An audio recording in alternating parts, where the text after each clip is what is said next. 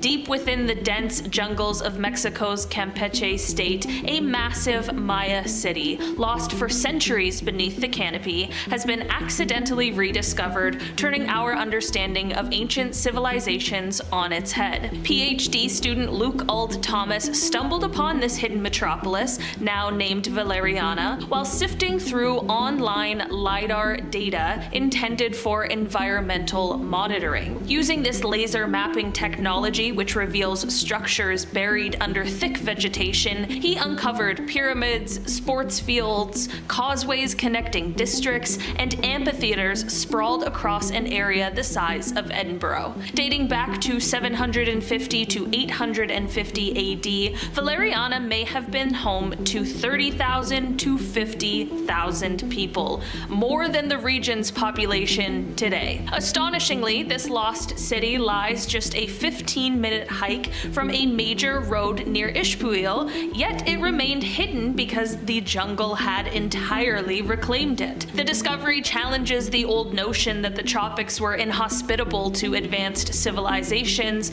unveiling instead a rich and complex Maya culture that thrived here. With thousands of buildings, including plazas with temple pyramids and evidence of sophisticated urban planning, Valeriana offers a captivating glimpse into a world that was never meant to be found.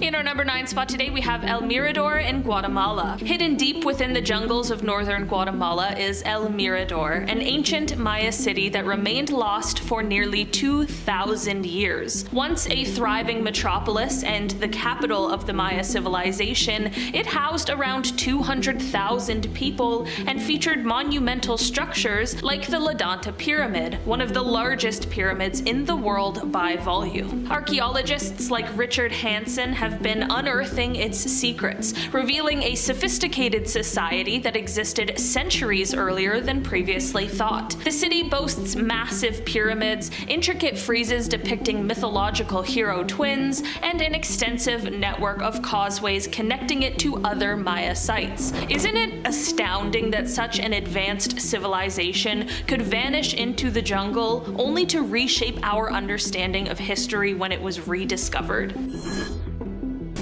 In our number 8 spot today, we have Angamuco in Mexico. Nestled in the dense forests of Michoacan, Angamuco was an ancient city built by the Purépecha civilization, which were fierce rivals of the Aztecs. Founded around 900 CE, this sprawling metropolis is thought to have been home to up to 100,000 people at its peak, making it comparable in size to modern-day cities. The city remained concealed under thick vegetation until 2007, when archaeologists stumbled upon it. But it wasn't until 2011 that the true scale of Angamuco was revealed thanks to LiDAR technology. By shooting lasers from airplanes to penetrate the jungle canopy, researchers mapped out an area covering about 26 square kilometers or 10 square miles, uncovering thousands of structures that had been hidden for over a millennium. Angamuco is astonishing for its sheer size and complexity. The city features an intricate network of pyramids, plazas, roadways, and residential areas. What's particularly fascinating is its urban planning. Unlike other Mesoamerican cities that were built around a central core, Angamuco's structures are spread out evenly,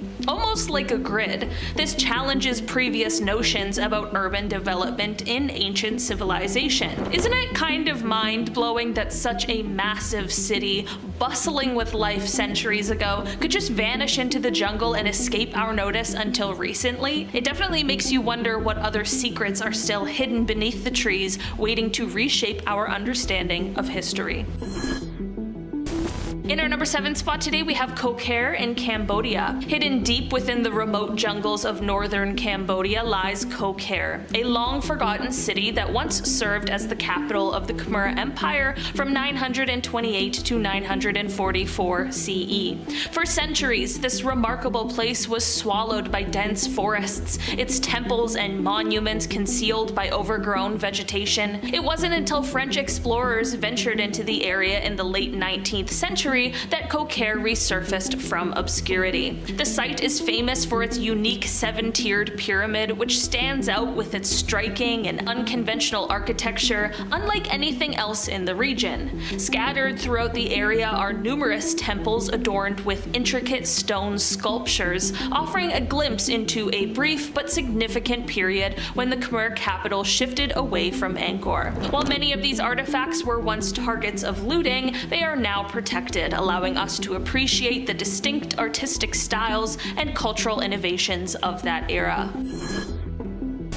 In our number 6 spot today, we have Calakmul, Mexico. Hidden deep within the dense jungles of Mexico's Yucatan Peninsula lies Calakmul, an ancient Maya city that was once a dominant force in the Maya world. After its decline around the 10th century CE, this place was swallowed by the forest, its massive pyramids and palaces forgotten for nearly a millennium. It wasn't until 1931 that biologist Cyrus L. Lundell, while conducting an aerial survey, spotted the towering structures peeking through the canopy and brought this lost city back into the world's attention. Archaeologists have since uncovered over 6,000 structures, including some of the tallest pyramids ever built by the Maya. Calakmul was a fierce rival to Tikal in present-day Guatemala, and the discoveries here have shed incredible light on ancient Maya politics, warfare, and the complex dynamics between competing city-states.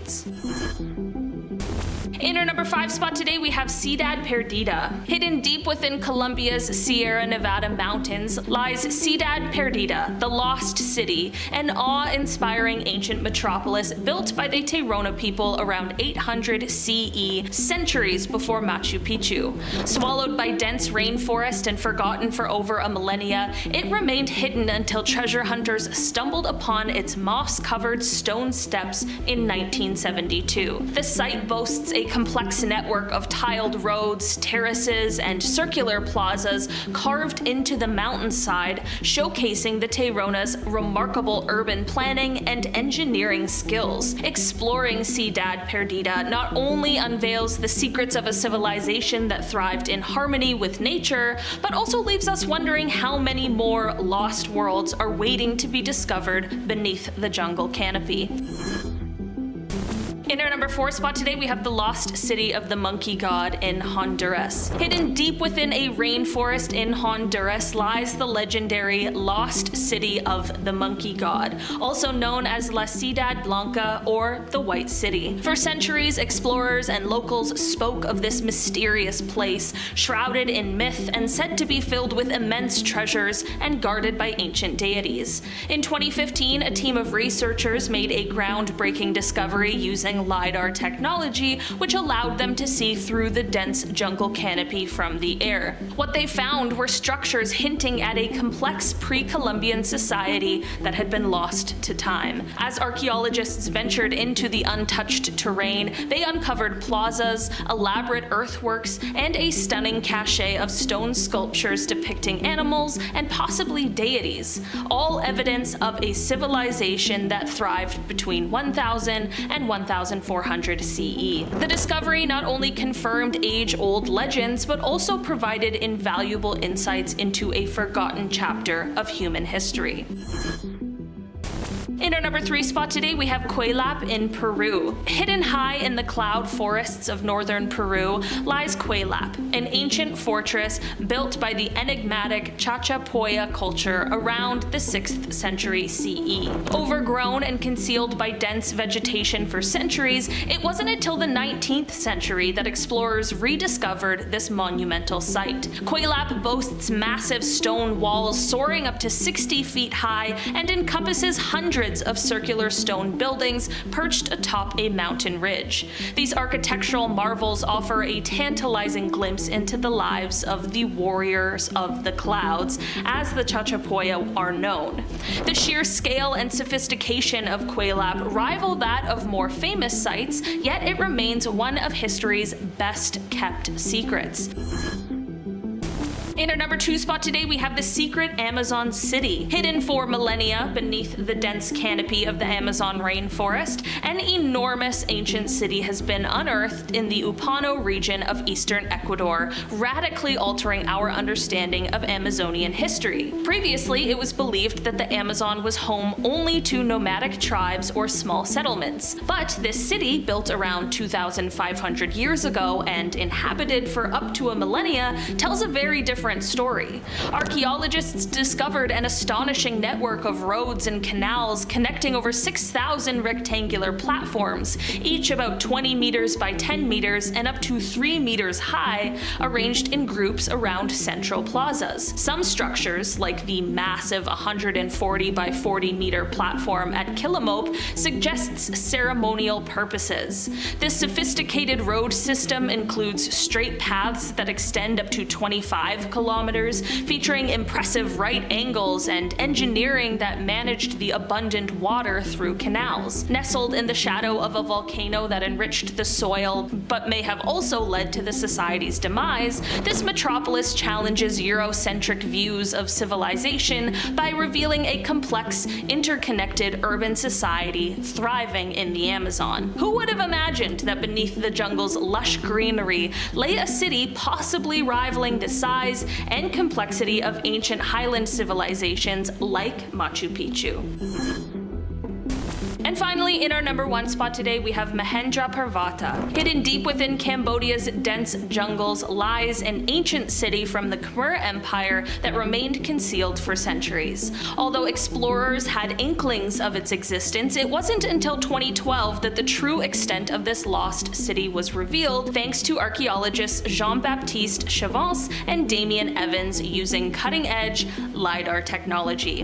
This airborne laser scanning peeled back the jungle canopy to unveil an elaborate grid of temples, roads, and ponds, all dating back to 802 AD, making it about 350 years older than Angkor Wat. Founded by Jayavarman II, the city's name means Mountain of the Great Indra, referencing the sacred mountain where he was crowned the first king of the Khmer Empire. Even the French archaeologist Philippe Stern, who explored the area in 1936, only scratched the surface of its secrets.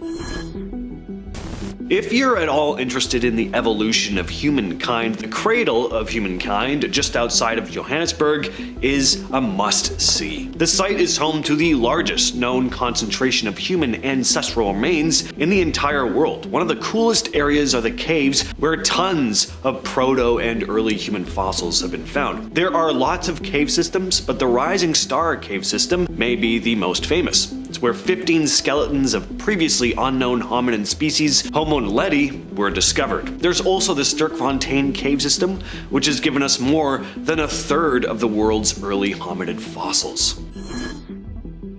Inkanyamba is a legendary creature from South Africa described as a massive serpent with a horse-like head. This cryptid is said to measure over 20 feet long. It's believed to inhabit lakes and waterfalls, leading some to think it might actually be a giant eel rather than a snake. But the Inkanyamba is said to have supernatural powers and has control over powerful storms. For example, in 1998, a violent storm leveled thousands of homes, and some attributed it to this creature. Local lore says that Inkanyamba disappears during summer, transforming into a giant tornado to search for a mate. This seasonal absence has led locals to speculate that the creature is migratory, with sightings having been reported across different bodies of water. The creature got a lot of attention though in 1996 when a local newspaper offered a reward for photographic proof, and a couple of photos were sent in, one of which you're looking at right now. This photo was taken by a restaurant owner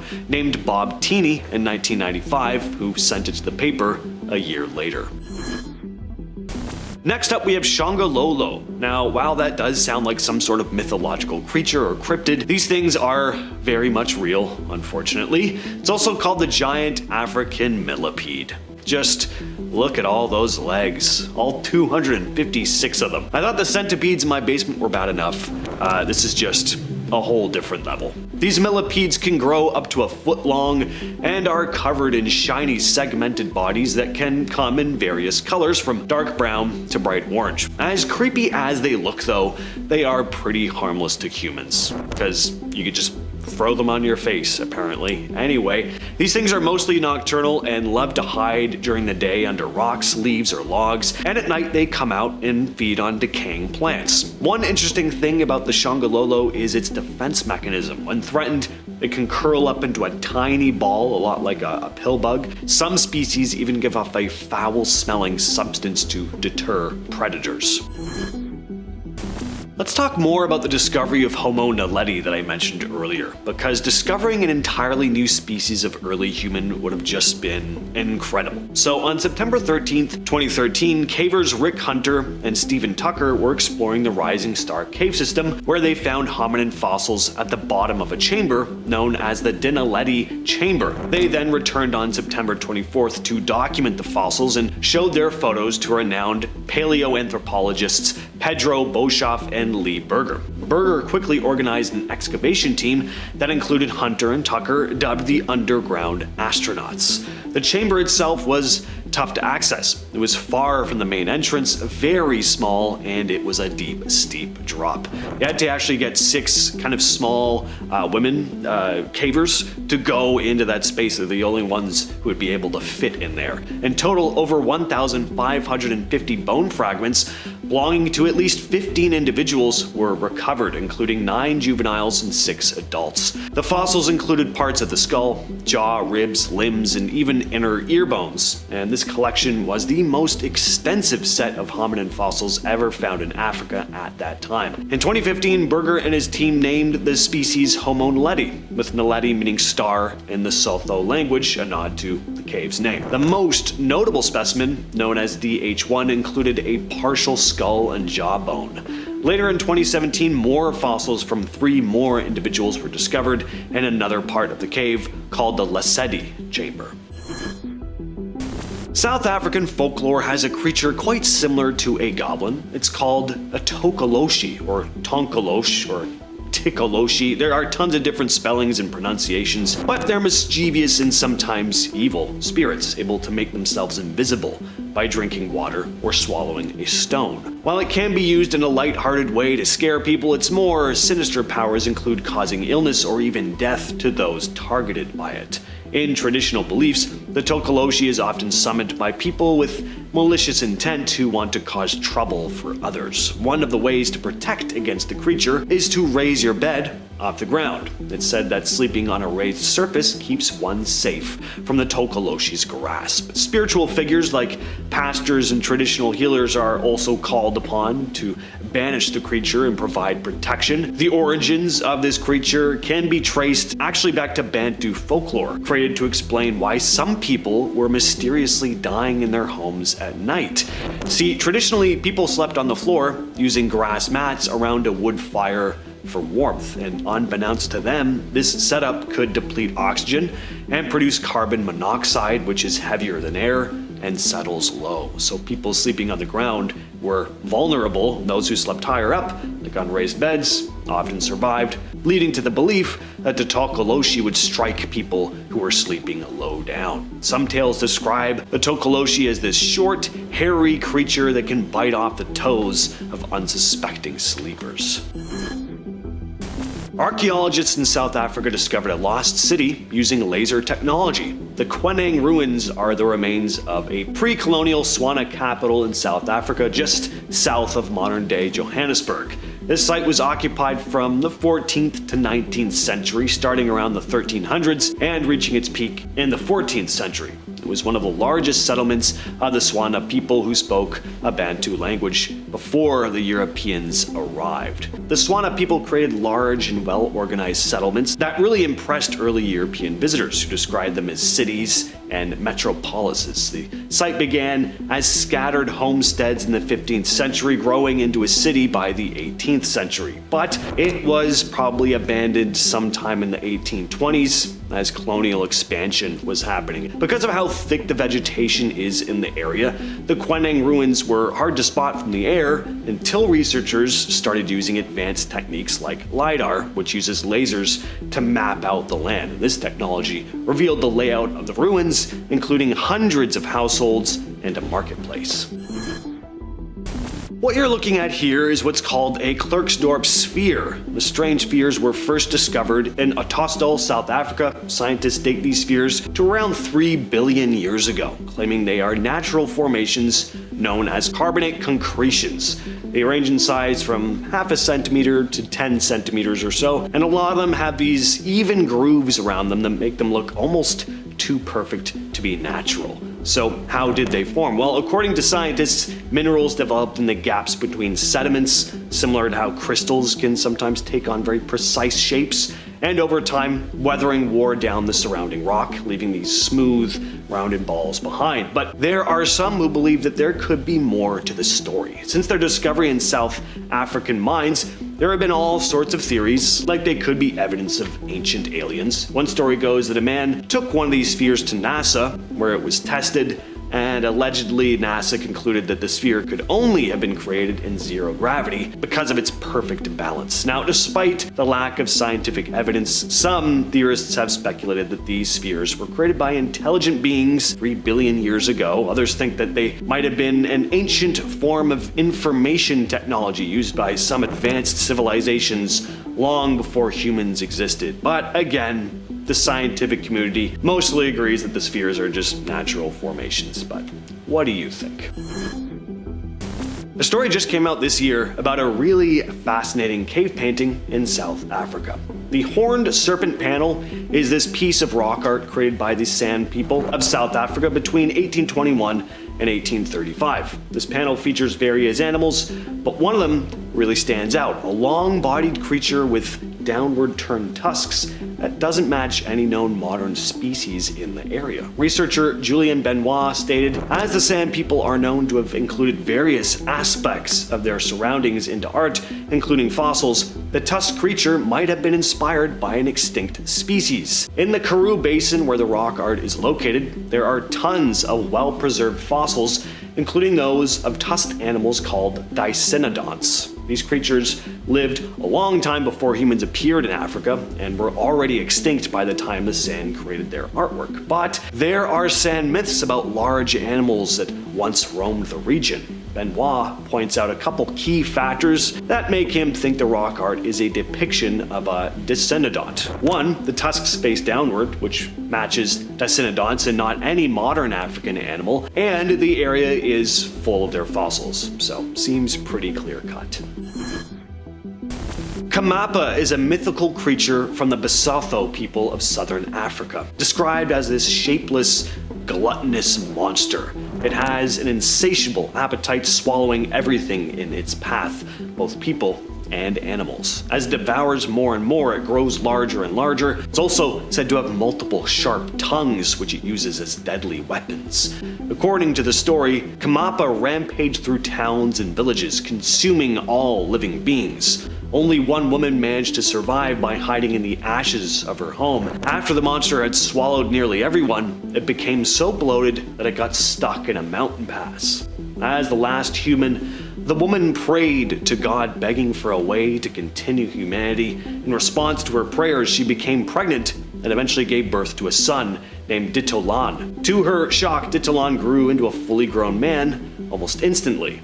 His mother explained the terrible fate that had befallen their people at the hands of Kamapa. Ignoring her warnings, Ditolan decided to confront the beast himself. Armed with a blade, he bravely confronted the beast, which swallowed him whole. But he survived inside its belly, using his blade to tear through its insides. With a final roar, Kamapa fell dead, and Ditolan emerged, freeing thousands of people who had been trapped inside the monster. The Grootslang is a creature, again, from South African folklore. Much like the Inkinyamba I talked about earlier, this one is also a giant serpent with the head of another animal, this time an elephant. It's said to live in a cave known as the Wonder Hole or the Bottomless Pit, found in the Richtersveld region. This cave is said to connect to the ocean about 40 miles away, and some legends claim that it's filled with diamonds. Local stories say that the cave goes down about 60 feet before branching off into steep passages, and somewhere lurking down there is the ancient, powerful serpent known as the Grootslang, which hoards and guards precious gems and gold. There are plenty of legends of men descending into the cave in search of treasures never to be seen again. In 1917, an English businessman named Peter Grayson vanished while searching for treasure in the Richtersveld, leading to stories that the Grootslang had something to do with his disappearance. This big chonker was spotted in Brazil. Obviously, this is an anaconda, some of the largest snakes in the world. Not only are they long, but they're incredibly thick, very prehistoric looking animals. I mean, if I saw this, I would think the thing slithered right out of the Jurassic period. Just imagine having that thing wrap around you and slowly squeeze you to death. I say slowly, it would probably take like 30 seconds for that thing to squeeze the life out of me. Would you stand there filming it, or would you get the hell away from it? What you're looking at here is an African rock python. I know you don't really need me to tell you this, but it's a very big one. It was spotted by a man named Jason Moolman on a farm in Ballito, South Africa. Just look at how fast this thing moves, despite how large it is. These snakes can grow to be absolutely massive, easily reaching lengths of up to about 13 feet or about 4 meters, making them one of the longest snakes in Africa. It can take down prey much larger than itself, including antelope, warthogs, and even the occasional crocodile. What makes them even more impressive is how they use their surroundings. African rock pythons are incredibly versatile. They'll take shelter in caves, burrows, or even in abandoned termite mounds, making them hard to spot unless you know exactly where to look. And don't think they're limited to the ground either. These snakes are excellent climbers and can often be found lounging in trees, waiting for their next meal to wander by. This is a 34-foot, 990-pound anaconda that was discovered at a construction site in Brazil. Again, a giant-sized anaconda. I don't know if it's actually 34 feet. That's getting sorta close to the real-life length of a titanoboa, which reached up to 50 feet long, but who the hell knows what's lurking in the Amazon. The more illegal logging they're doing out there, the more stuff they're gonna find. Now, unfortunately, I don't think they let this snake go. There's another video of what I believe is the exact same snake strapped down to some equipment, with the cameraman panning across its body just to show how truly massive it is. It's impressive for sure, but it's sad the thing was killed like this. Next up, we have the battle of the century, cobra versus python. Which snake used to name countless 80s movie villain gangs will come out on top? Take a look. Well, the python appears to be winning at first. It's got its body coiled around the cobra's head, but then you notice the cobra has part of the python's body in its mouth. So if the python can choke out the cobra before getting sucked into the massive python's mouth, maybe it'll win. Unfortunately, the video ends before we get to find out who wins, and maybe that's because neither won. Maybe both snakes turned their attention to the person filming, just like the tagline for Alien vs. Predator said, no matter who wins, we lose. If you're thinking this video is fake, or at the very least a rare instance, well, you'd be surprised. Fights between cobras and pythons have been known to happen before. In this brutal fight that happened in Thailand a couple years ago, a python had itself wrapped around a king cobra who managed to break free of its grasp before devouring the thing whole. So it happens. In the heart of the Amazon rainforest, there's a creature that's been the stuff of legends for generations. The Yaku Mama. The name comes from the Quechua language, where Yaku means water and Mama, of course, means mother. So it translates to mother of the waters. This giant serpent is said to live in the deep rivers, lakes, and swamps of the Amazon, and it's a creature that's been talked about by indigenous cultures in countries like Peru, Brazil, Colombia, and Ecuador. The Yaku Mama is often described as a massive serpent, sometimes said to be up to 160 feet long, and it's believed to be powerful enough to swallow entire boats or even small islands. People say it has the ability to consume anything within a 350-foot radius. The stories tell of its strength and size, but there's more. Some say it can shapeshift. control the weather and even heal or harm those who encounter it. While different tribes had their own names for the creature, the tales all describe a giant river-dwelling snake.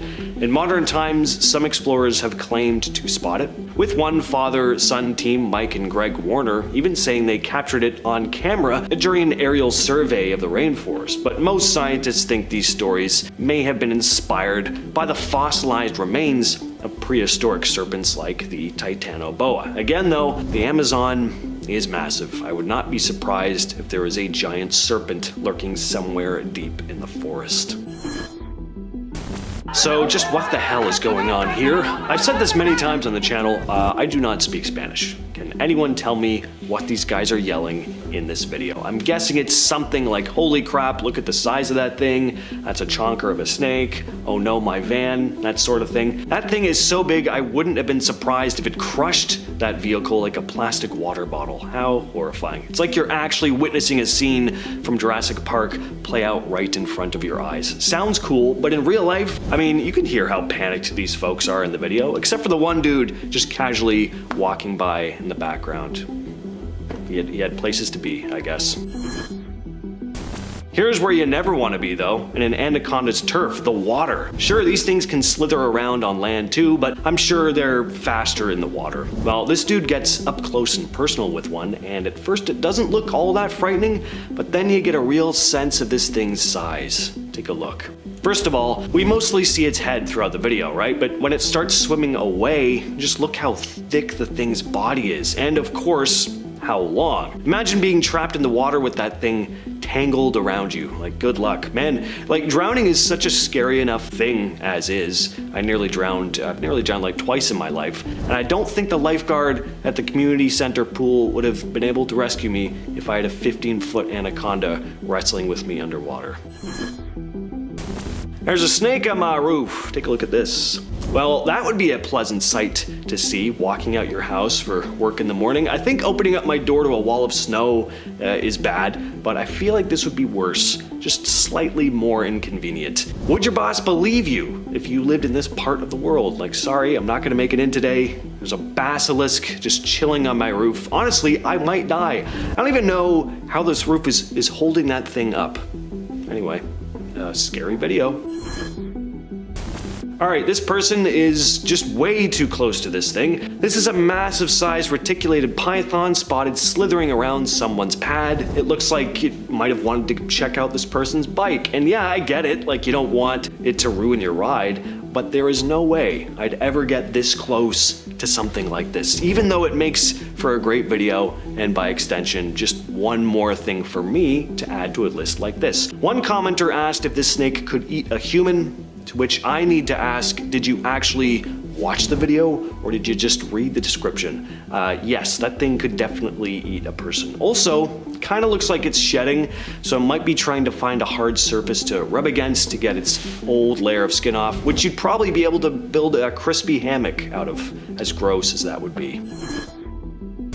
Alright, it's really not surprising that there are legends of giant river monsters like the Yakumama I discussed earlier when you see footage like this. Yeah, looks like a living dinosaur to me. Supposedly this footage was taken somewhere in the Amazon, where we can clearly see a very large anaconda crossing a river. And I am just really glad I live where I do sometimes. Sure, it gets cold, but at least that means that giant snakes like this aren't gonna show up at your door or on your roof, or at the lake where you're swimming, or in your garage where your motorcycle is parked, or at the construction site you're working at. There's virtually no threat of being choked to death by a giant snake, and I'm all for that. To start us off today, we have the recent discovery of what appears to be a valley of cities located beneath the jungles of the Ecuadorian Amazon. In early 2024, scientists were overjoyed to have stumbled across evidence of these cities as they validated over 20 years spent searching for the remains of ancient civilizations within the Amazon. The ruins were located using light detecting and ranging technology to scan beneath the bush of the forest, which revealed over 6,000 rectangular structures made of compressed earth, as well as ancient drainage systems and sophisticated road networks connecting at least 15 different distinct settlements within the valley. The ruins located are estimated to be around 2,500 years old and are said to have been home to tens if not hundreds of thousands of peoples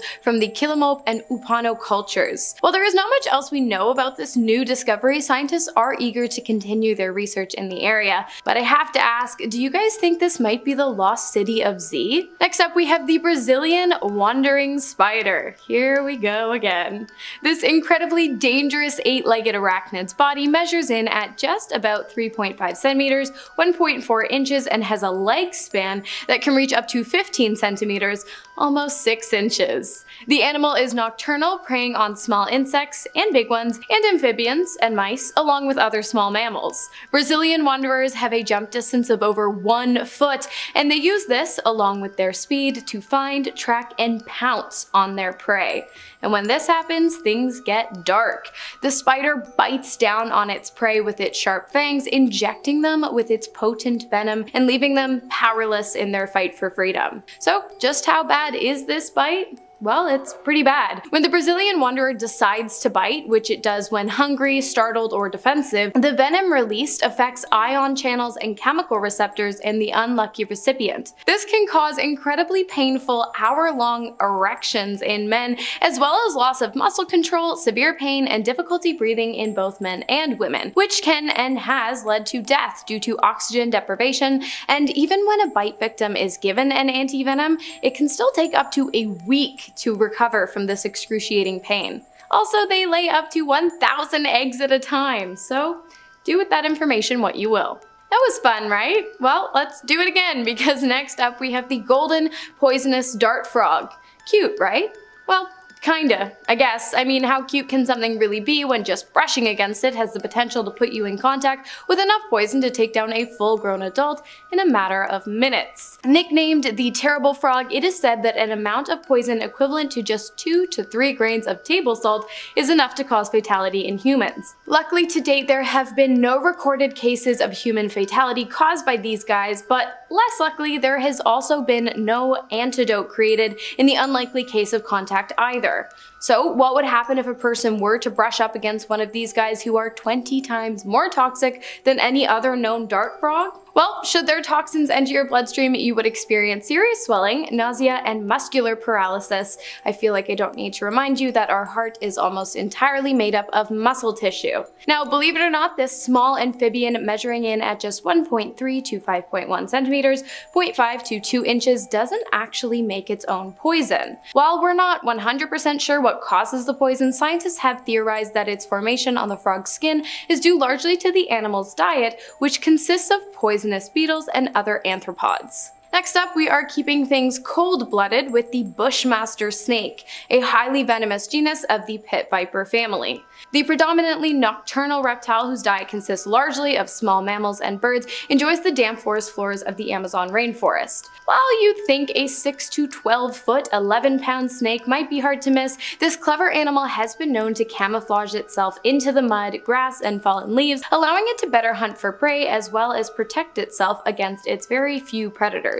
The fangs of the viper work like hypodermic needles, administering some of the deadliest snake venom in the world on demand when the cold-blooded creature decides to bite down on its prey. The venom, which works quickly to take out the animal's various prey, has horrific effects on humans. When the venom is injected, it quickly enters the bloodstream, causing vomiting, severe abdominal pain, diarrhea, sweating, low blood pressure, slowed heart rate, incoagulable blood, and shock. Luckily, there is an anti-venom available for this snake's bite, but even still, the symptoms are known to last up to 24 hours. And of course, without the anti-venom, death is pretty much a given, with human deaths by bushmaster bites racking up to an astonishing 84 in just 14 years between 2001 and 2015. Now, I know I've mentioned this before, but growing up in the islands has given me kind of a soft spot for sharks, and also educated me on the fact that more deaths per year are caused by falling coconuts than shark attacks. So naturally, I found it quite unnerving to learn about the highly aggressive nature of the bull sharks residing in the Amazon rivers. Also, I didn't know that sharks could live in rivers, let alone freshwater ones. Well, apparently, while there is a general rule that sharks are only able to exist in bodies of salt water, it appears that the bull shark is somewhat of an exception. The animal's ability to survive despite a lack of salt in the environment is due to their unique kidneys, which can sense changes in salinity levels and inhibit the shark from losing its vital salt stores within its body, recycling it throughout the animal instead rather than flushing it back into the ocean. The bull shark's diet consists mainly of fish, but they are known to eat pretty much anything, including turtles, birds, sloths, dolphins, stingrays, and even other bull sharks. And yes, you heard me right, I did say sloths. The aggressive animal can grow to be up to 13 feet long and 1,300 pounds and has 50 rows of sharp, serrated, rotating teeth and an affinity for shallow waters. So I would definitely keep an eye out the next time you're trolling along the riverbanks of the Amazon. I'm just saying. Next on our list, we have the discovery of significant and significantly large man-made ditches that predate the Amazon, a discovery which raises many questions about how ancient civilizations lived in conjunction with the forest. The ditches found were a variety of shapes, straight, square, and ring-like, and while their purpose remains unknown, scientists have come up with a few theories, including defense or drainage systems, or perhaps religious practices. Using soil samples taken from sediment cores, which are pretty much just like sticking an apple core into the earth and then pulling up the sediment in perfectly kept layers, scientists were able to determine that the ditches and rings would have been made between 2,000 and 3,000 years ago, when the area had a much more savanna-like climate. Not much else is known about these mysterious rings, but because I feel like I can read your minds, I have to ask, what do you guys think? Ancient civilizations or aliens? Next up, we have the massacre of the Sapanawa tribe's people that occurred in the Amazon in 2014.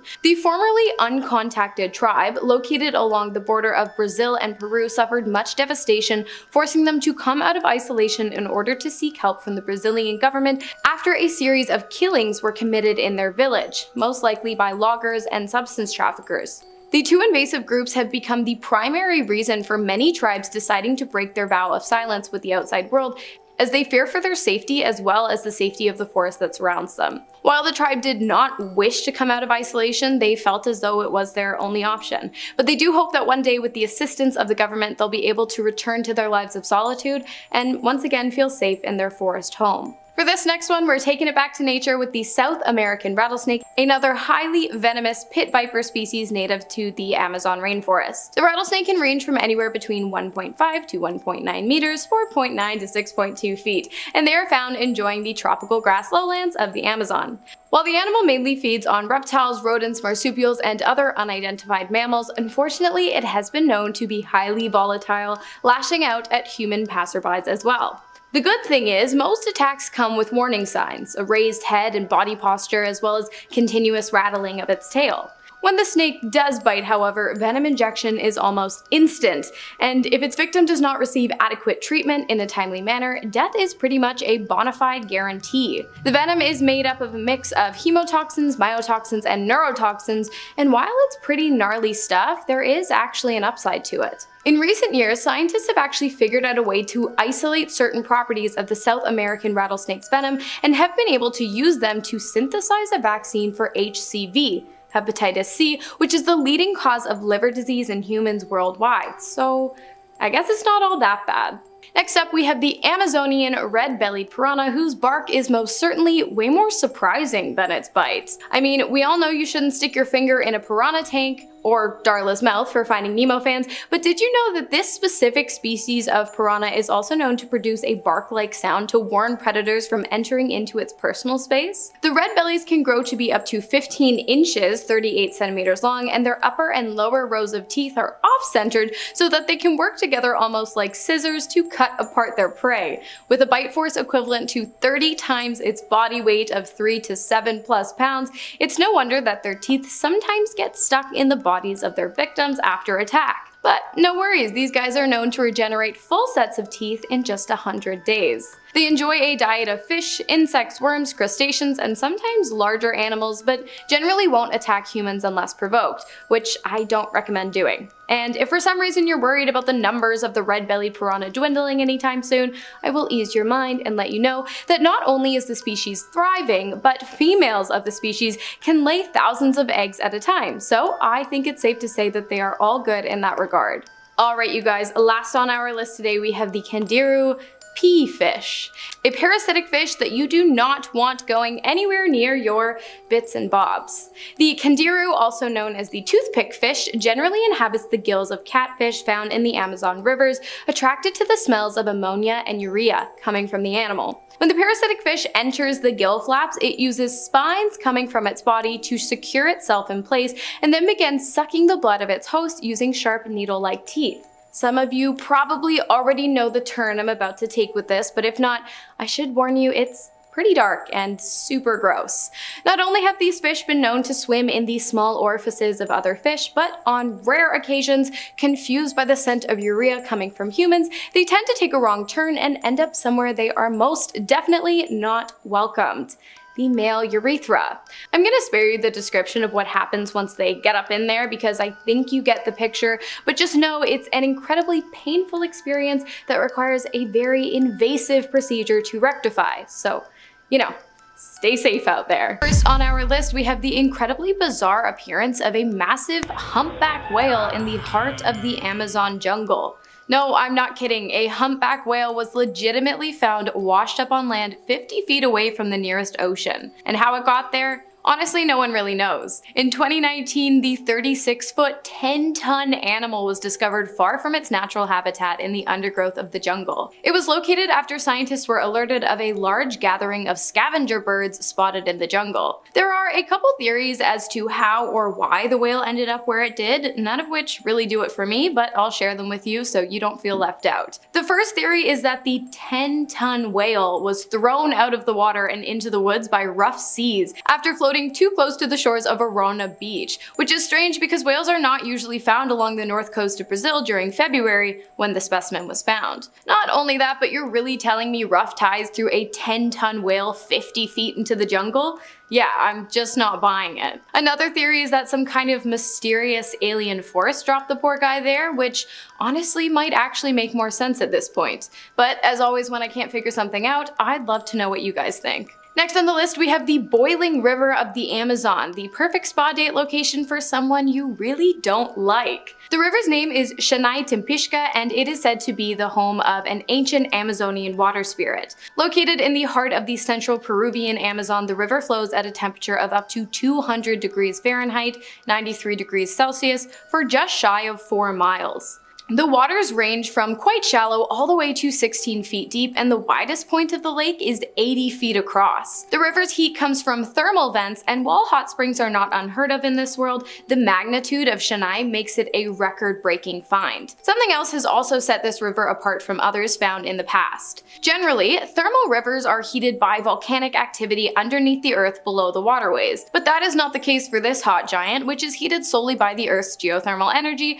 that escapes through cracks in the floor of the riverbeds, warming up the waters. Good for swimming? Absolutely not, but you could always make a cup of tea. Next on the list, we have the Goliath bird eater, and heads up, it's a spider, and yes, it does eat birds. The Goliath is a massive tarantula. Its body measures in at about 5 inches, and it has a leg span of up to 11, which makes this thing certified nightmare fuel. The animal is obviously a carnivore, consuming not only birds, but mice, lizards, and frogs as well. It hunts by pouncing on its prey and then piercing it with inch-long fangs, which act as hypodermic needles, pumping neurotoxins into the bodies of its victims. The spider then drags its dinner back to its burrow, where it liquefies the animal's insides before sucking it dry. So now that we know how it catches its own prey, let's discuss how it avoids becoming someone else's. The Goliath has pretty bad eyesight, but it does have highly sensitive leg hairs that can sense vibrations from all around. When the spider notices a predator is getting too close, it will rub its legs together, releasing the tiny harpoon-like hairs, which are tipped with stinging barbs, into the air, irritating predators' skin and eyes, strongly encouraging them to find a different meal. Also, they can lay between 50 and 150 eggs at a time, which is just awesome. Next on our list, we have the vampire wasp, a large-headed parasitic animal that grows to be just 0.2 shy of an inch, discovered in the Peruvian jungles of the Amazon. Two things you should know about this animal. One, the vampire wasp feeds by stinging its prey and then sucking out the blood and other internally bodily fluids of its victim. And two, the females lay eggs by locating a suitable insect host, stabbing it with their ovipositor, which is basically a tube-like egg-laying organ, and then laying eggs under the host's skin. When the eggs hatch, the juvenile wasps remain under the skin of their host, feeding on its insides until they become fully grown. I love you guys, but I hated learning that. Next up, at our halfway point, we have an animal absolutely no less terrifying than the rest, going by the name of T-Rex leech.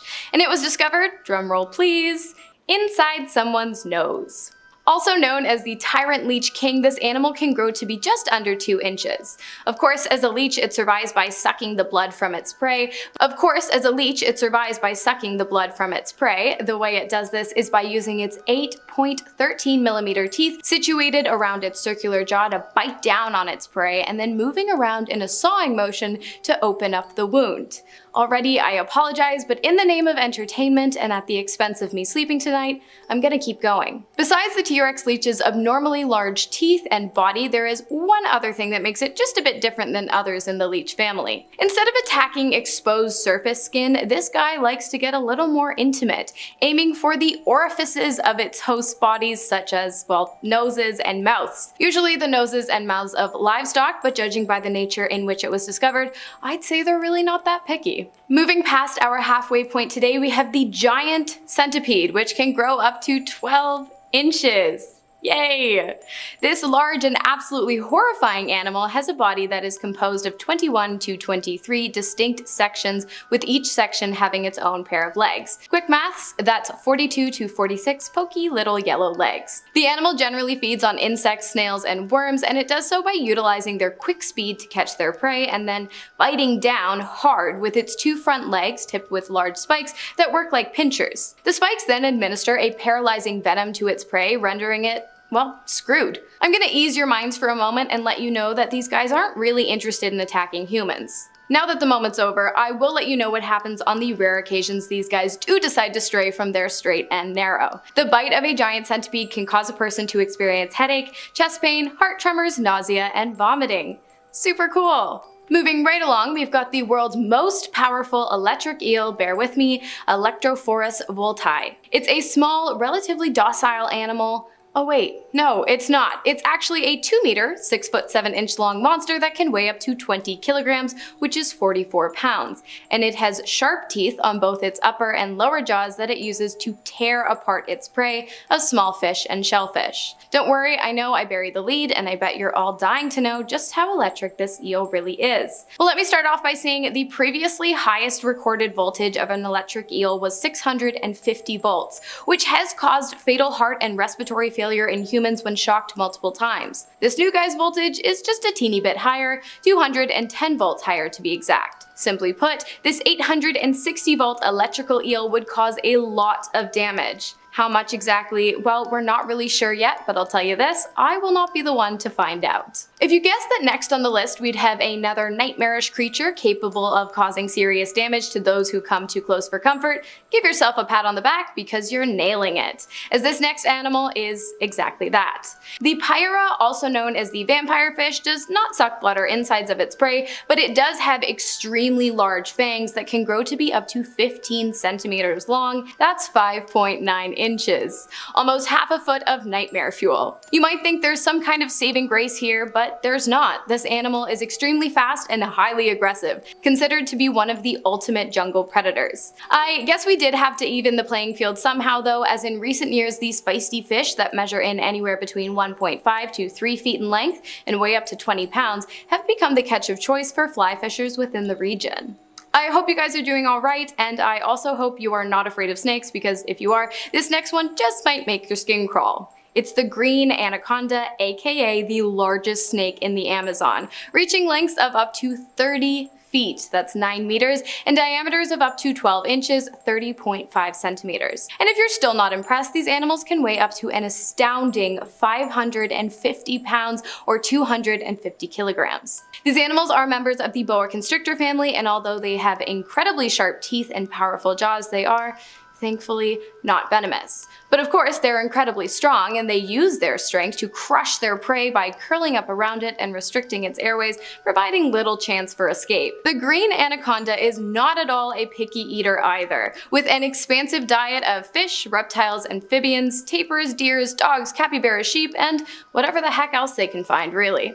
Luckily for us, attacks on humans are pretty rare, but not unheard of, and yeah, they can swim, like really well. So keep your eyes peeled for these masters of camouflage the next time you're taking a walk through the Amazon jungle. And finally, to finish us off today, we have the Amazonian bullet ant. Just a little guy with a lifespan of about 90 days, growing to be between just 0.07 to 1.2 inches long. Living in the humid lowlands of the Amazon rainforest, this demon creature has the most powerful sting in the world.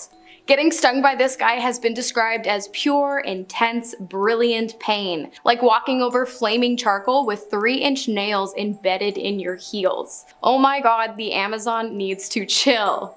Besides up to 24 hours of an intense amount of pain, symptoms of being stung by the insect include fever, nausea, trembling, and cardiac arrhythmia. So while you won't die, you will for sure feel like you're in hell until the symptoms wear off. If you guys want to hear something really wild, listen up. There are certain Amazonian tribes that use these ants in coming-of-age ceremonies, requiring young men to wear gloves filled with them for a total of 10 minutes in order to achieve status within their community. And in order to be considered a village warrior, they must complete the ceremony a total of 20 times. The tapir awara is a legendary creature the size of a cow, believed to stalk the Amazon rainforest. A territorial, aggressive creature said to attack people in boats. The creature is described as a mix between a tapir and a jaguar, but is it just a mythical monster or a new species waiting to be discovered? Witnesses say the creatures are about 9 feet long with red or red-gold fur and occasionally blackish-gray fur with white patches or stripes. Its face is kinda cat-like, but without the spots you'd expect from a jaguar. Instead, it has large drooping ears, more like a cow, and legs that look like they belong to a donkey. Some sightings even describe it having a mix of paws and hooves. It's also semi-aquatic, often seen in the swamps and creeks of the Amazon, swimming or standing in the water. It's also said to be carnivorous with large razor-sharp teeth. There are tales of it capturing caimans and even rumors that it could eat humans. The creature is also described slapping its ears against the water, similar to how a beaver would use its tail. The Amazon jungle is vast enough that new species are being discovered there all the time. Most of them a lot smaller than a cow-sized predatory animal, but there's a lot of unexplored land, you never know. The Holodera is a lake monster, which was said to be spotted by biologist and freshwater detective Jeremy Wade. Wade first saw this creature in the Brazilian Amazon basin in 1993. He was out on a small boat fishing when he spotted this serpentine creature poking out of the water, and it had ridges on its back. He told some locals about what he'd seen, and nobody really believed him, but a year later he returned to the spot and ended up speaking to a man who also claimed to have seen a similar creature just a couple weeks before. Wade went out on another trek to try and spot the creature, and he did. Getting a closer look though, he figured that it was maybe just an Amazon River dolphin, with the ridges on the back possibly coming from it being injured by propeller blades, or having been deliberately mutilated by a fisherman. But it's not 100% certain if this is the case, or if there was actually some unknown creature out there. The mapinguari is said to be a massive hairy creature, almost like a gigantic ground sloth, that stalks the rainforest and has been described by native tribes for hundreds and hundreds of years. Many tribes in the rainforest, even those not in contact, tell tales of a massive creature roughly 7 to 8 feet tall, emitting a powerful odor that can disorient hunters. Described as either roaring or fetid, this creature is known as the mapinguari. Researchers have organized expeditions to try and find this rainforest giant, but no bones or scat samples have ever been discovered. Some scientists speculate that the mapinguari legends might be rooted in ancient encounters with the last giant ground sloths in the Amazon, possibly dating back around 10,000 years, when these sloths are believed to have become extinct. If this extinction date is inaccurate though, the interactions with humans might have occurred more recently. Now, there are cryptid stories from all around the world, lake monsters, tons of variations of Bigfoot, we've covered tons of them on the channel, but when it comes to cryptids in the Amazon, it's really not that far-fetched. Again, the Amazon forest is just massive and dense. A majority of it is just unexplored, and it could be filled with tons of animal species that are still unknown to the scientific world. But away from the cryptids for a bit, the black caiman is actually known to exist. The Amazon's biggest known predator, an enormous crocodilian that can grow over 16 feet long, weighing in at around 1,000 pounds. Yikes. They prowl rivers and lakes in search of fish, smaller reptiles, and even larger mammals given the opportunity. Female black caimans are dedicated moms. They build nests along the riverbanks and fiercely guard their eggs until they hatch. So if you do happen to be traveling along the Amazon River and you come across a baby caiman, just get out of there as fast as you can. As scary and dangerous as these animals are though, they're important for the ecosystem. They help keep aquatic life in balance, controlling the populations of their prey, which is why poaching of these crocs is such a major issue. They're an endangered species, and not only is that sad on its own, it's also affected the population of animals like piranhas and capybaras. There's just too many of them, and that's now negatively affecting agriculture and livestock. The Brazilian wandering spider is one of the most venomous spiders in the world. They're highly venomous. Their bites can cause excruciating pain and can even be fatal to humans. What makes these spiders really interesting is their hunting style. Unlike many spiders that just sit and wait for prey to come to them, the Brazilian wandering spider wanders around in search of prey. They're proactive about where they get their food. They're nocturnal hunters roaming around at night chasing down insects, amphibians, and even small mammals like mice. And if you're unlucky enough to be camping out in the jungle, you may have one of these things crawl into your tent. The females are very protective. They keep a close eye on their egg sacs and take care of their spiderlings once they hatch. Physically, these spiders are about as terrifying as they sound, big and hairy, and on top of that, they're known for being very fast and agile, often sprinting and pouncing on their prey. And the last thing I ever want to see a big hairy spider do is pounce. I mentioned piranha populations growing in the Amazon, so let's talk more about them. There's a reason these fish are notorious enough to have like 12 horror movies about them. They're known for their aggressive feeding habits. Piranhas can really go wild during what's called a feeding frenzy. They coordinate their bites though, taking turns on their prey until everyone in the school has had a share and their victim looks like a piece of Swiss cheese. Piranhas mostly eat other fish, but will also attack insects, crustaceans, and even small mammals. Piranhas they're kind of like zombies. Individually, not that scary, but a whole pack of them and you have a problem. And piranhas form schools that can number in the hundreds. It's safety in numbers, and it makes them more effective hunters. There's a lot of variety amongst piranha species as well, with some growing up to 16 inches, which is bigger than I thought. I also talked about the black caiman earlier, one of the deadliest predators in the Amazon. Do they have anyone to worry about? Well, yes, they do. It's called the green anaconda, one of the largest snake species on the planet. There are longer snakes out there, but none are as heavy and thick as green anacondas. Females often reach up to 550 pounds, and they can grow over 29 feet long with a thickness of about 12 inches. These beasts rely on their incredible muscular strength to constrict and suffocate their prey before eating them whole. And their diet is pretty diverse, including animals like capybaras, deer, caimans again, and even jaguars. Another one of the most dangerous animals in the Amazon jungle. These snakes prefer shallower waters, which help them sneak up on their prey. Electric eels are some pretty shocking creatures. Another one of the most dangerous creatures in the Amazon. They can produce an output of 600 volts, about 5 times what it takes to incapacitate a human. They use this electric shock both for defense and to stun their prey, discharging all their electrolytes at once. It's a seriously impressive survival tactic, and it makes them incredibly terrifying. Plus, these things can grow up to 8 feet long and weigh around 40 pounds. They usually lurk at the bottom of the water where they hunt fish and small amphibians. Poison dart frogs are small, really beautiful looking frogs found in Central and South American rainforests. They have all these vibrant, striking colors, shades of bright blue, orange, yellow, black. But in nature, bright colors like this can sometimes hint at danger, and that's definitely the case here. Poison dart frogs are, unsurprisingly, very poisonous. They secrete poisonous toxins through their skin, making them one of the most poisonous creatures on Earth in general. There are lots of different species of this frog. One of the most poisonous is the golden poison frog, which is pure bright yellow.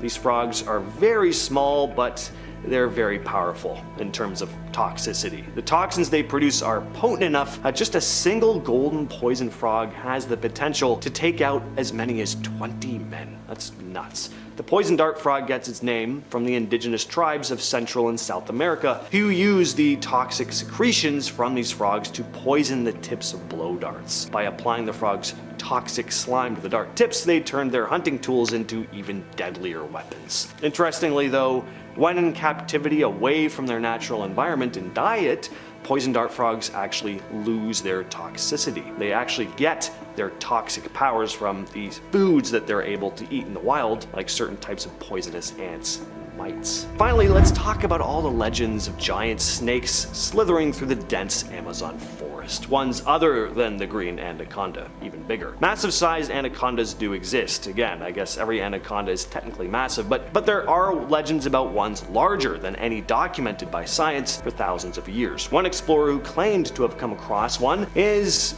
Percy Harrison Fawcett, the guy who apparently found the lost city of Z. These giant snakes are often described as being over 40 feet in length and incredibly girthy. The longest known snake we have on record was a python measuring in at 32 feet. So while on an expedition in Bolivia, Fawcett claimed to have come face to face with one of these massive sized serpents. And not only that, he said he slayed the thing, which was approximately 62 feet long and at least 1 foot in diameter. Pretty outlandish, but I mean, what do you think? Was he just full of it? Or did they see a big snake and just misidentified its true length? In January 2024, scientists made a groundbreaking discovery while filming the National Geographic series Pole to Pole with Will Smith for Disney+, the largest anaconda ever recorded, a new species called Eunectes akiyama, or the northern green anaconda. Until then, it was believed that only one species of green anaconda existed. However, this new discovery, published in the scientific journal MDPI Diversity in February,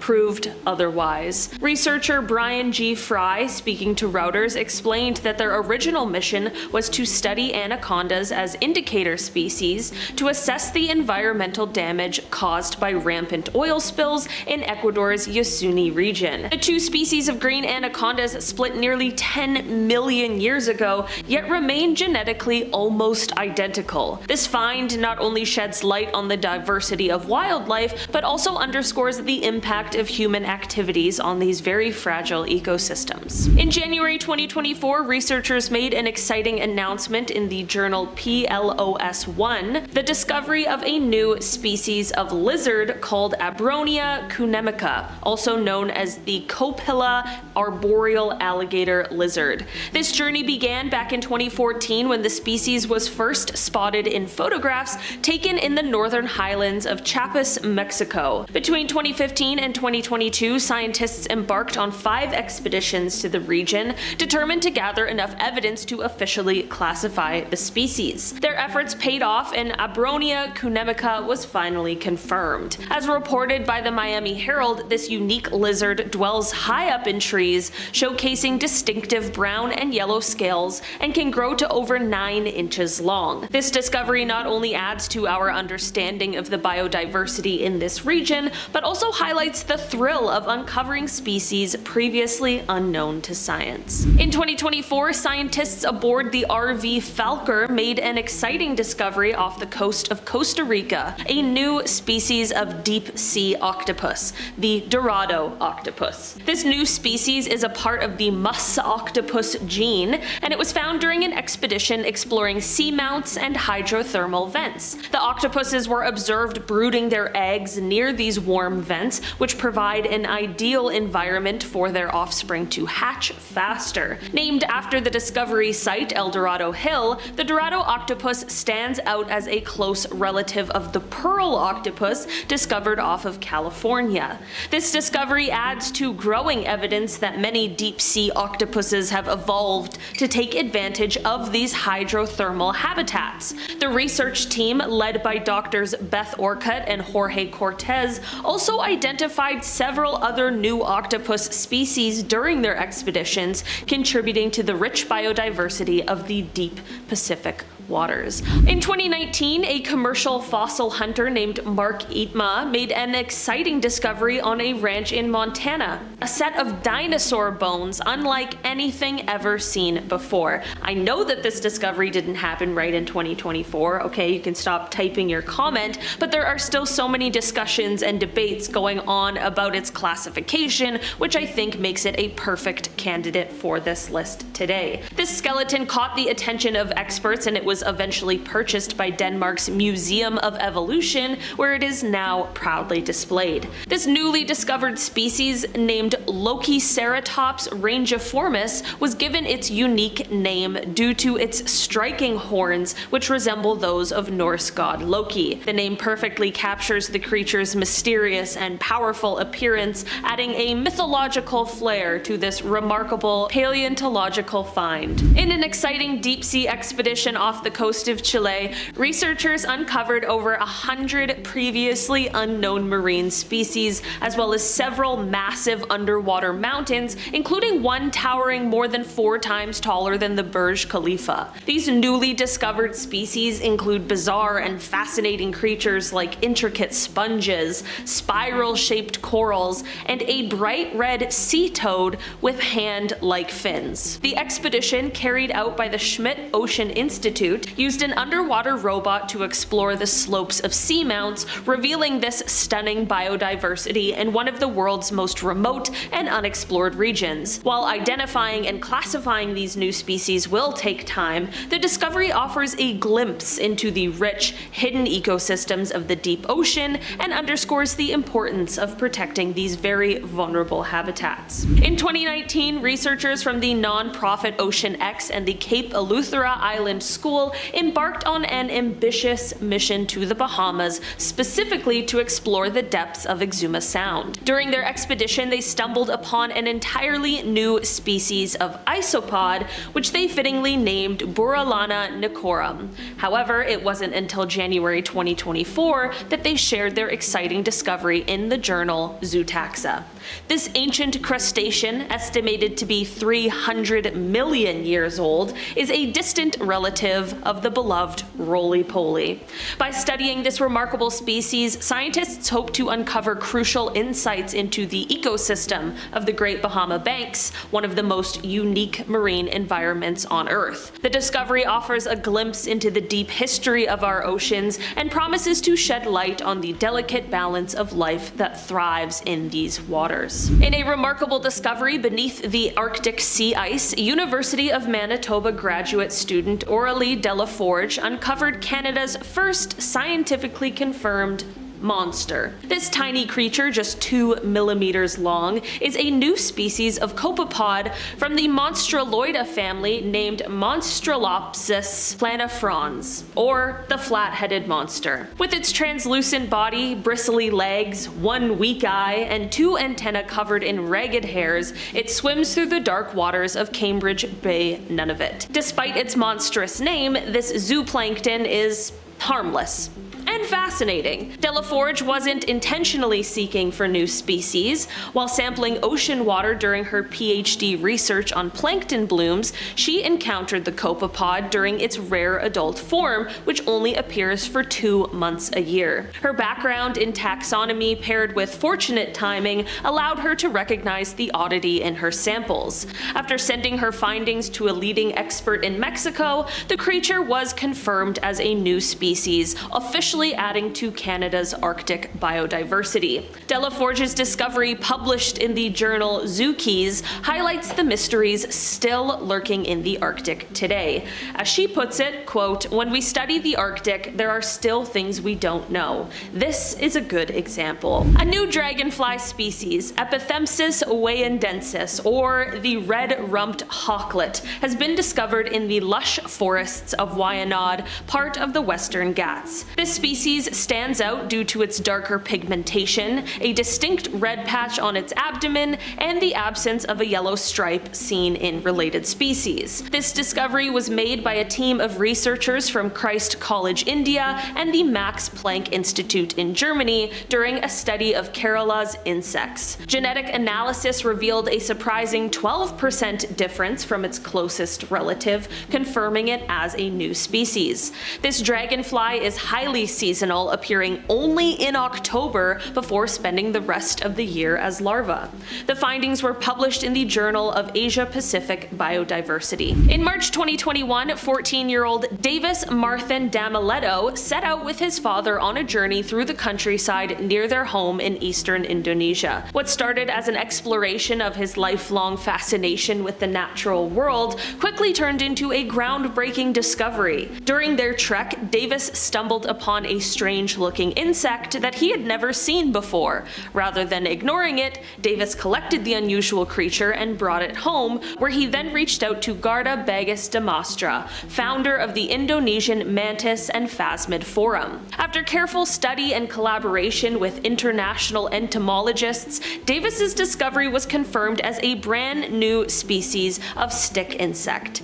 This species is the first of its genus ever recorded in the area, and only the second distinct stick insect species from the island. Remarkably, Davis monitored the entire development of the insect from egg to adulthood, helping researchers better understand this new addition to science. For Davis, this achievement at such a young age is a proud reminder of the importance of curiosity and exploration, especially when it comes to the often overlooked world of insects. In 2024, researchers discovered a new species of Antarctic dragonfish off the western Antarctic peninsula. Nicknamed the banded dragonfish, it was identified through genetic analysis of larval specimens initially mistaken for a related species. However, after comparing DNA from samples worldwide, scientists realized the genetic differences pointed to a new species. This new species is notable for the two distinct bands on its sides, a feature not found in its close relatives. This discovery highlights both the unknown biodiversity of the Antarctic and the fragile state of its ecosystem, as the dragonfish has a limited range and could be vulnerable to environmental changes and commercial fishing. The species was named in honor of the recently decommissioned research vessel Lawrence M. Gould, which played a very vital role in Antarctic exploration. And we're starting off with the Sentinelese tribe, who live on North Sentinel Island in the Bay of Bengal. This is often referred to as the most dangerous island on Earth. Not only is it wrong to intrude on someone else's home for ethical reasons, but here it's also very dangerous. The Sentinelese are known to be very protective of their land, and people have met unfortunate ends after getting too close. The island is completely off limits to outsiders, but there's a recent case involving a man named John Allen Chow, who was a Christian missionary, part of an organization called All Nations. He trekked out to North Sentinel Island in 2018 with the goal of converting the tribe to Christianity, and seeing as I'm referring to him in past tense, it's pretty clear things did not end well for him. He began getting closer and closer to the island over a period of a few days, offering fish as an attempt to make a peaceful contact with them, but each time he would get close, he'd end up needing to retreat. At one point, a young tribesman even shot an arrow at him, which would have pierced Chow's chest if his Bible hadn't blocked it. Now, Chow saw this as a sign to keep pressing forward, and he made one final attempt the next day, telling the fisherman he was traveling with to leave him behind. And that was the last time he was seen alive. The fisherman later saw his body being dragged along the shore by members of the tribe. Next on the list we have Amazon tribes in Brazil. This image here was taken in 2008. It's pretty amazing. Clearly see three tribespeople, two who are pointing arrows right at the camera. This image, as well as many others, were taken as part of a project carried out by the National Indian Foundation, part of the Brazilian government, involved in the policies relating to uncontacted indigenous people. an uncontacted tribes expert named Jose Carlos do Reyes Morales Jr. made a statement about these images, which were captured near the Javari River Valley, stating, "We did the overflight to show their houses, to show they are there, to show they exist." He also discussed how these tribes are under threat from illegal loggers in Peru, going on to say, "What is happening in this region of Peru is a monumental crime against the natural world, the tribes, the fauna, and is further testimony to the complete irrationality with which we, the civilized ones, treat the world." And now we move on to Peru to discuss the Mashco-Piro tribe, also known as the Namol. Couldn't find a proper pronunciation of that, but the term Mashco translates to wild or savage, so definitely a more respectful term, which loosely means brothers and sisters or kin. They're a hunter-gatherer tribe that lives in the Manu National Park in Peru. They've actively avoided contact with outsiders for a long time, and there have been cases of violent conflicts with people who have tried to encroach on their territory, like the death of a local guide named Nicholas Flores. He was found with a bamboo-tipped arrow in his heart, and it's believed that the members of the Namole tribe were responsible. Now, around 2011, the tribe began being spotted a bit more often, reaching out to missionaries, tourists, and other locals for assistance. They started asking for food and tools, which puts the Peruvian government in a bit of a tough spot. It's important to remember that uncontacted people like this are very vulnerable, as they haven't built up the immunities we have to like all the diseases and illnesses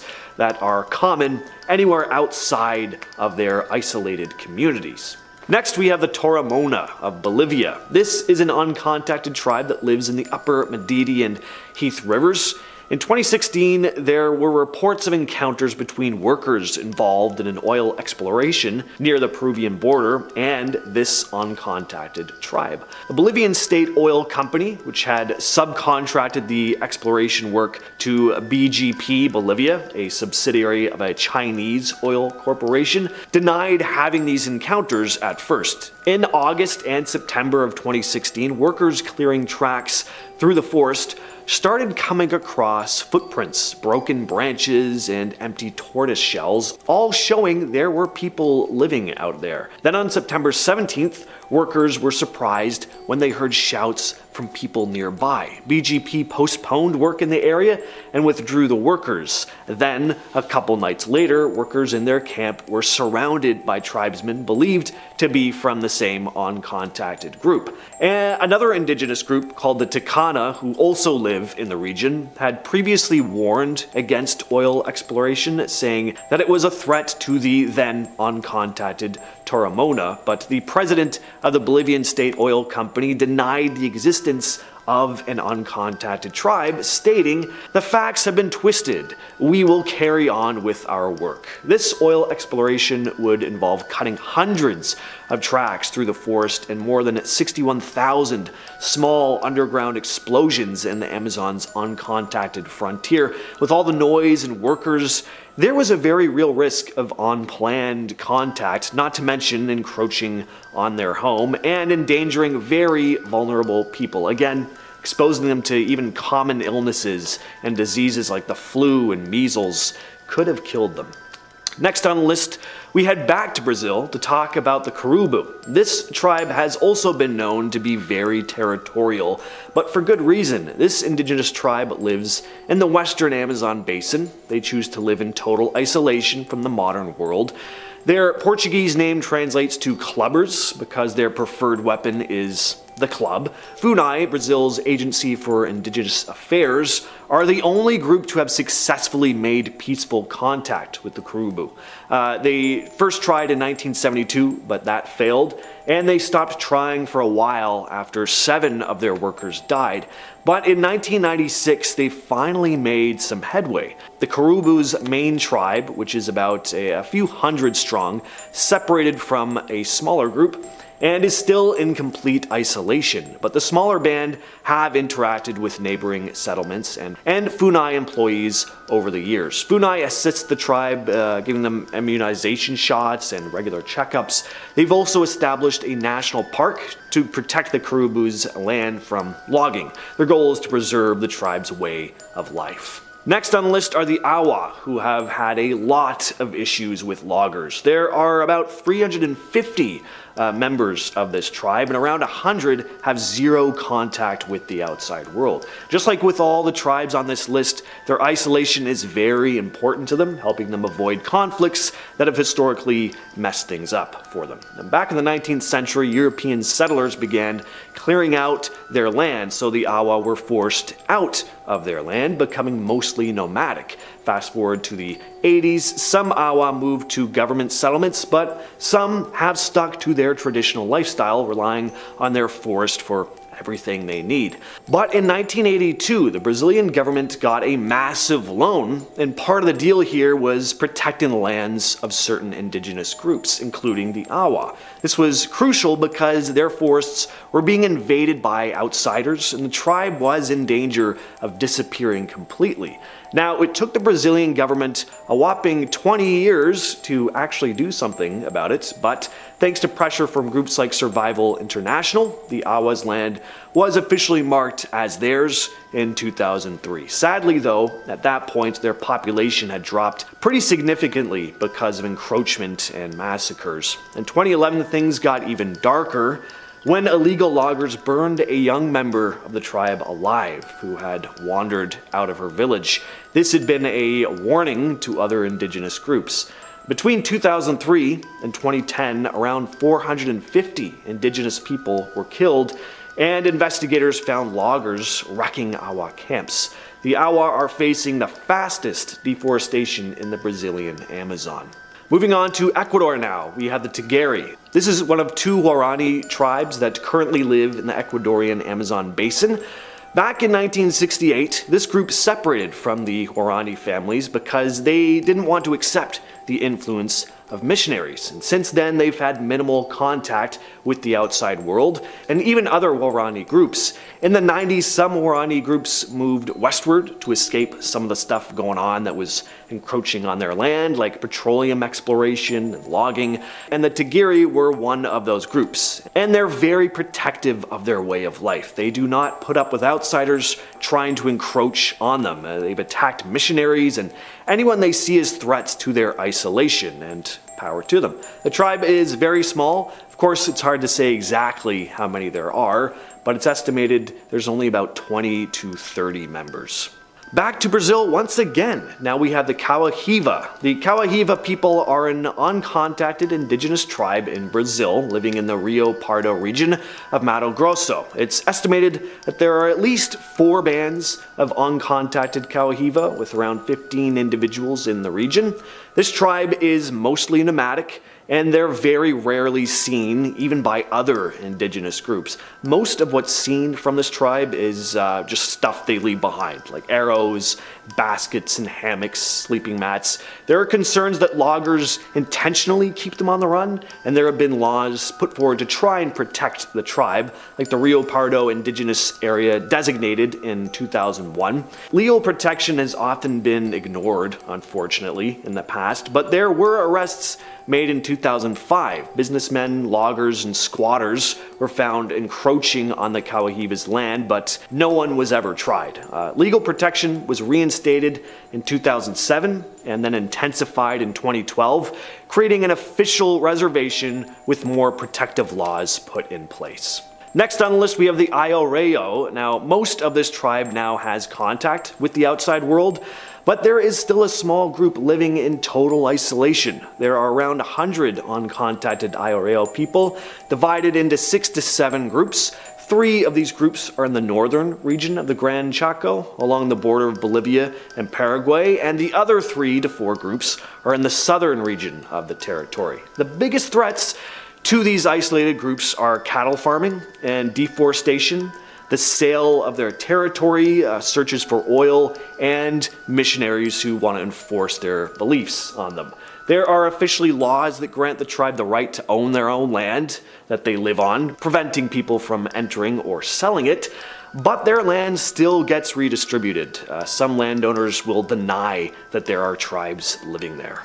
And finally, we have the many uncontacted tribes living in the remote rainforests of West Papua. Now, unlike uncontacted tribes in Brazil, who have government protection, with groups like FUNAI, for example, there is no government protection in place for these tribes in West Papua. The human rights organization Survival International is one of the only groups petitioning to get laws in place to protect these tribes, wanting to raise awareness of their existence to help prevent encroachment on their land. At the same time, though, they also think it's important to keep details a bit vague, like their exact location and number of tribespeople. This can hopefully help prevent groups like missionaries from seeking them out. Kicking off the list at number 10, mystery spider. Yeah, for this first one, we're not even sure what kind of spider it is. How calming is that? Let's do it. Some kind of spider is making what's referred to as silkhenge. Yeah, this piece of spider art was first discovered back in 2013 by Troy Alexander, who posted a photo of it on the internet,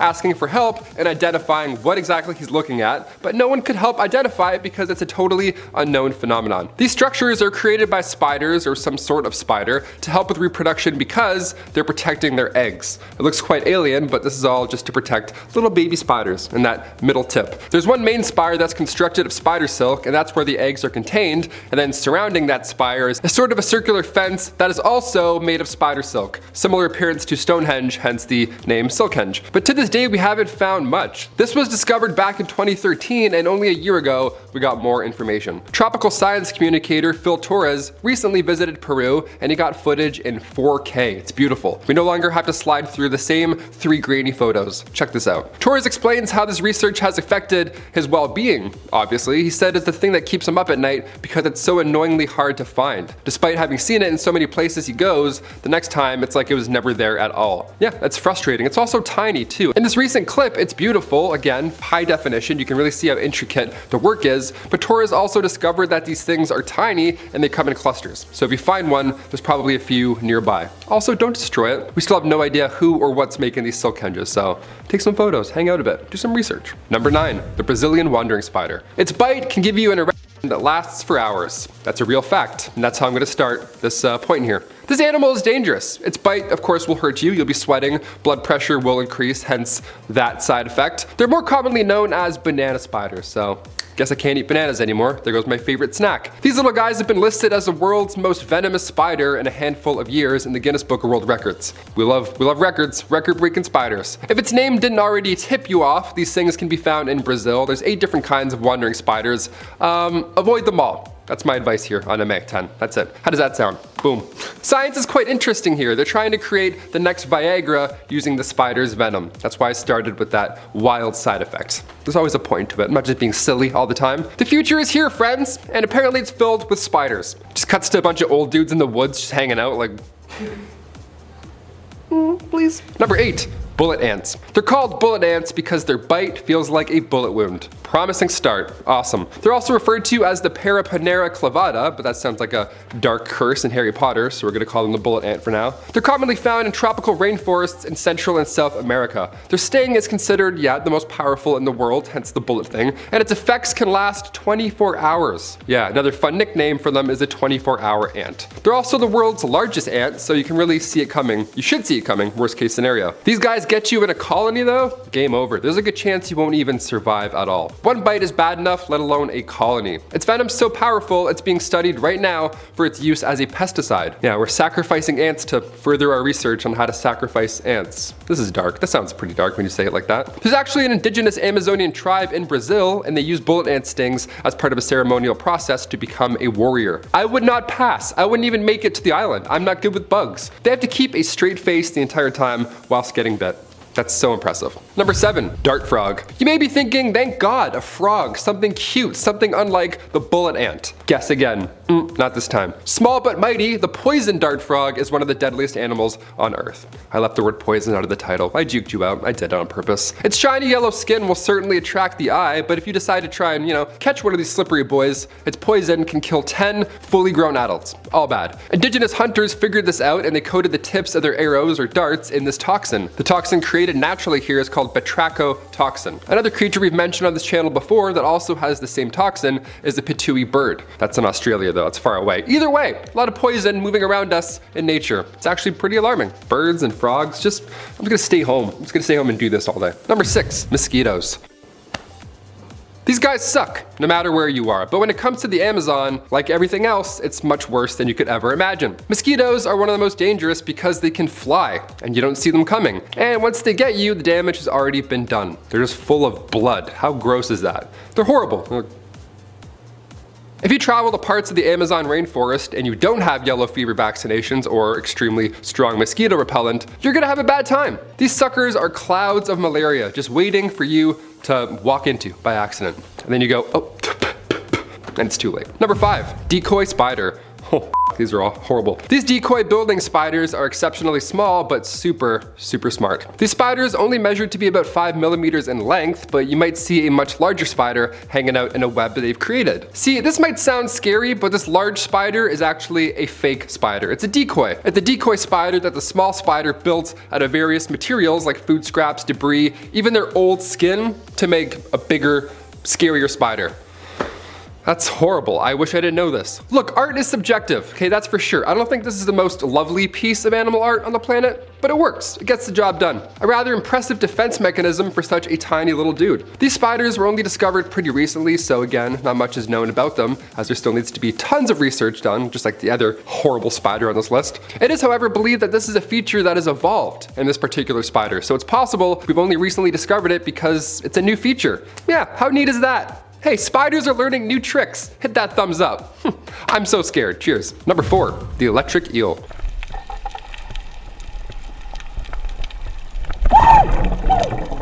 First of all, never rub an electric eel like they're a genie lamp. You're gonna want 3 more wishes if you do that, my friend. That was the moray eel. That one can bite your fingers off, which is horrible. But you should never touch an eel in the first place because a lot of them are electric. As its name hints towards, these type of eels can mess you up even if you weren't to get the first hit. Specifically, the newly discovered 2.5 meter Electrophorus volti. Yeah, the Electrophorus volti. No, that's not a new hybrid car coming out on the market. This is a dangerous beast. It was appropriately named after Alessandro Volta, aka the guy who invented the battery, and it can release a shock up to 860 volts, more than 7 times the voltage of your average wall plug. It was recently discovered only a year ago that electric eels in Amazon rivers like to travel in packs. They like to travel with their friends and they all head to the bar together. How fun is that? Packs of electric water snakes. Does it get worse than that? It can't get worse than that, can it? Number 3, black caiman. It can get worse than that. It can get a lot worse than that. If you're not a fan of alligators, you might want to skip to the next one. Black caiman is the largest family member in the Alligator Day crew. These super alligators live in calm, slow moving rivers, places you wouldn't expect, a dinosaur to be and jump out at you, essentially. Just like dangerous river snakes, one I might talk about later, these black caiman will take it slow and just wait for their prey to have a sip of water. And then at that point, the largest predator in the Amazon will grab its lunch and quickly return to the water, just like that. Be very loud and very fast. This thing eats birds, it eats reptiles, mammals even. Yeah. This thing can and will eat everything. Between 2008 and 2013 alone, there were 43 black caiman attacks on people. Yeah, a handful of these attacks were fatal. I'll leave it at that. Number 2, pink dolphins. We'll do a nice one before we do the horrible big bad number 1. Deal? Deal. Pink dolphins of the Amazon River. They're the largest of all river dolphins, and adults, more often than not, males end up turning pink as they age, and we have no idea why. Scientists aren't exactly sure why these guys are pink or why the color comes later in life, seeing as, they're born gray. Our leading theory here is that the color is brought on by scar tissue that results from fighting with other dolphins or predators. I'm sure it's not an easy go, swimming through schools of electric eels and all that jazz, so yeah, fair, it could be a pretty rough environment. Some old legends hilariously mention that pink dolphins may be can turn into a handsome man in the evenings, and then during this time they would hypnotize and seduce young women before turning back into dolphins again near sunrise. Yeah, forget Morbius. I want to see that movie. That's a supervillain origin story I would pay to see. The pink dolphin handsome man. He has one day to find love, and then he turns back into a dolphin.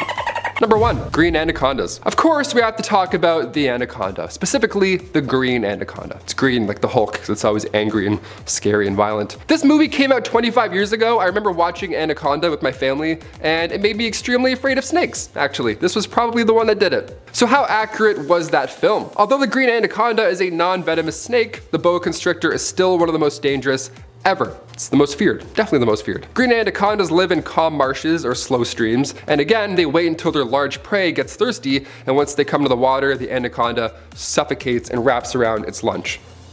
Yeah. Anacondas hunt prey that's larger than us humans, so if they wanted to, they could for sure eat us. There's only no evidence of it happening because humans rarely interact with them in general, so anacondas probably don't know they could eat us. Green anacondas can reach lengths of up to 30 feet, so plenty of space for you and yours. Awesome. You and yours. He ended on a crack, on a voice crack. That's great. That's how scared I am of this anaconda. Hey, check out this video next. It's about interesting creatures that we found in Chernobyl. These animals should not exist here, but yet they do, and we have many documented cases with these strange hybrid creatures. Click the video now to find out more.